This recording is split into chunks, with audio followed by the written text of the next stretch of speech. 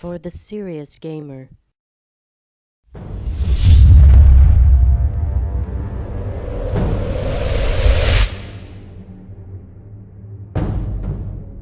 Hello everyone and welcome to another episode of Rurikhan's Raging Reviews.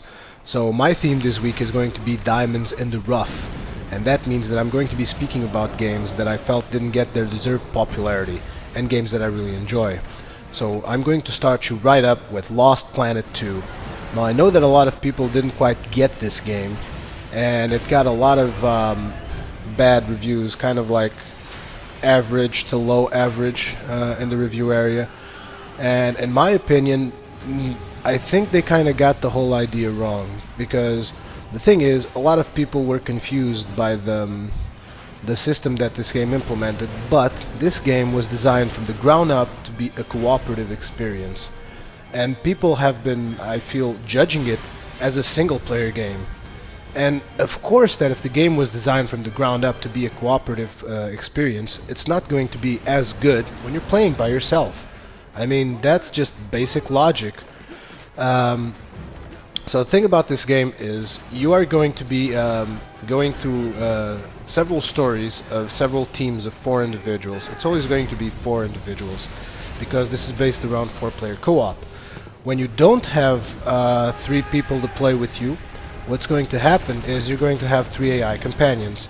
Now granted, the AI isn't the best in the world, but it is enough to at least allow you to pass the game in normal mode. And in fact, I've made a few levels in hard as well, and it's playable with the AI. It's just not 100% efficient or even 20% as fun as it is when you're playing with your friends. Now, the thing is, considering this game was designed from the ground up to be a cooperative experience, it's obvious it's not going to be as compelling when you're playing as a single player. Now let's go through some other aspects of the game. So what is the game about? This game is about killing big monsters and doing it in style. So in most missions you're going to have maybe a few minor monsters that you're going to be killing along the way, but almost always they will climax with a huge battle against a huge monster like the one you're seeing on screen right now. And I find that really amazing, and especially because I actually had some friends to play this game with me, and that just trust me, it just makes the whole experience so much more gratifying. I mean, you can even enjoy the single player more when you're playing, and you know that, like, for instance, suppose you're like doing something in the afternoon, killing a boss all by yourself, but you know that like in the evening you have a couple of friends logging on and you're all going to be battling bosses in the game. And trust me, it just completely motivates you to play this game, because the game is in fact quite good. So the mechanic is usually pretty simple. As you can see, the boss, he has several spots which are bright orange. Those are the spots you want to be going to. They will differ from boss to boss, and they will force you to adapt your strategy differently according to which boss you're fighting. And it's not always just fight the bright orange stuff. Sometimes you have to actually pick which one you're fighting, because it will have different effects. Like for instance, I'm shooting at the head, I'm going for the kill. But this is because the game is in easy mode at the moment, because I've been playing in easy just to give you the review footage. Because otherwise I might be wanting to go for the leg to incapacitate the boss before going for the head. Otherwise the boss can make you a ton of damage. And there's a lot of awesome cinematics in this game as well. A lot of people were complaining that, oh, the eyes don't blink, and I'm like, dude, seriously? I mean, it's showcasing some of the best graphics I've seen in the console. Yeah, sure, Uncharted 2 is a lot better, but I mean, if we're going to compare everything to Uncharted 2, everything else is going to be at the very most 10% below Uncharted 2. So the graphics are pretty good. The frame rate is pretty good. I didn't really notice any frame drops during my whole gameplays. I've finished this game once. I'm currently still playing it on hard mode with a friend of mine. We're always playing this game.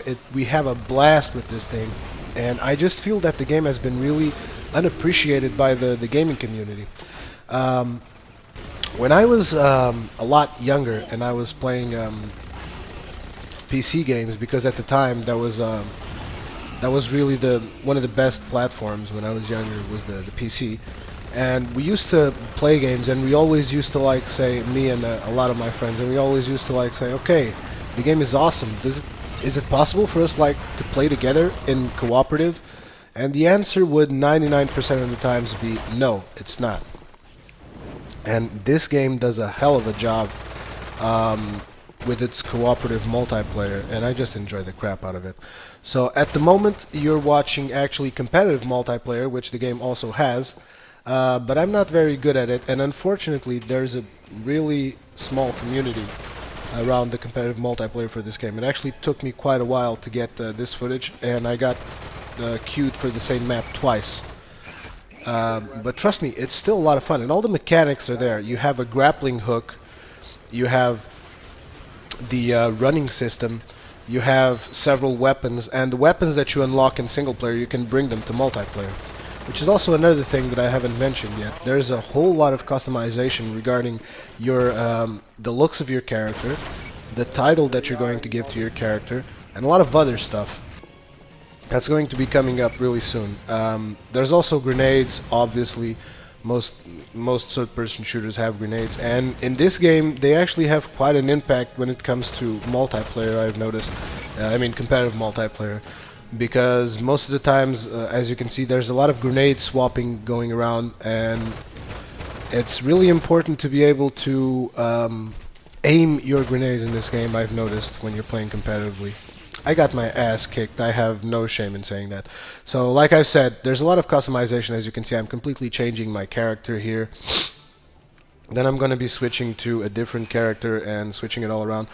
And if you're the completionist type, there's a lot of weapons to unlock using a slot machine system in the game through points that you're going to be earning both in single player and in multiplayer.